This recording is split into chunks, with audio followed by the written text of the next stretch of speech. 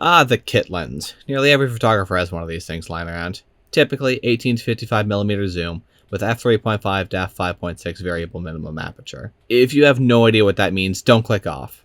This video is going to help you understand why you get a kit lens at all, what it can do, who it's really meant for, and what you should consider picking up instead of or next. And if you're an experienced photographer, you should stick around too. If there are parts of this video that are inaccurate or unclear, feel free to leave a comment correcting me. I'll be sure to pin or heart any comments that might help someone new to photography coming across this video. Anyway, crash course time.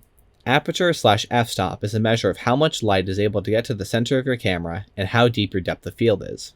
This is controlled by the opening and closing of blades in the lens to create an opening allowing light through, like the iris of your eye dilating and constricting. The bigger the number, for example f13, the less light is allowed in and the closer the blades are together, but the more is in focus.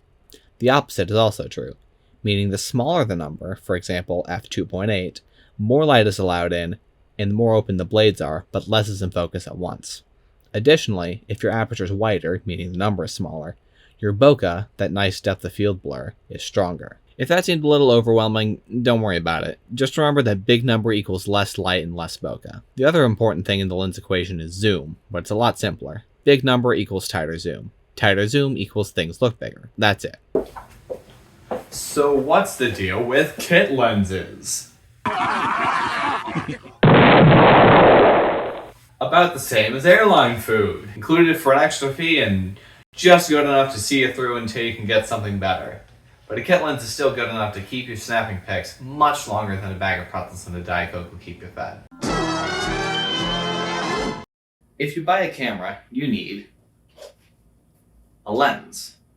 Duh. So the kit lens comes as a necessity to anyone buying their first camera, especially if you don't know that much about what you're looking for in a lens quite. It does pretty much everything you could want in a first lens, to a tolerable degree, except for more niche stuff like macro and low light, I guess. 18mm is pretty wide. 55mm is tight enough. It's not going to capture an entire room at once, and it's not going to zoom all the way to the opposite side of one. But there are lenses that can do either job much better. The thing that really handicaps this lens is its variable aperture. Now that I've said variable aperture again, I should probably explain what that means. It really boils down to this. As you zoom in, your minimum aperture, the widest your aperture can be, shrinks. So as the lens elements move, your aperture closes in. In the case of a kit lens, at 18mm, your aperture can go all the way out to 3.5. But when zoomed in all the way to 55mm, your aperture can only go out to 5.6. Which means, if you remember the crash course, you lose out on light and bokeh potential as you zoom in. Still with me after all that? Good, because this is the good part.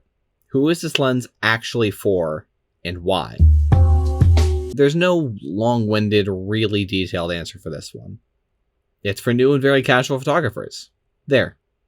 That's it. It's for dads trying to up their family photo game, or someone just deciding to take the plunge and upgrade from their phone camera. Kit lenses excel at taking pictures with all your camera's auto functions turned on, and it can carry you through a lot of learning if you decide to venture into the more manual modes. But what if you're already confident enough in your skills that you want to skip the kit lens, or you've already been using one for a while?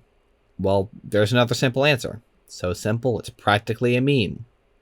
For your second lens, get a, say it with me now, experienced photographers, Nifty 50. Yay, I said the line. I'm a real photography YouTuber now. Being serious again, the Nifty 50 is the photography community's nickname for a 50mm f1.8 lens.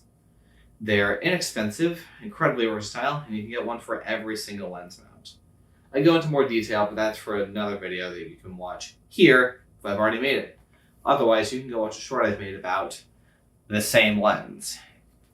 That's it for me today. I've been Harrison, you've been you, and remember, practice makes progress.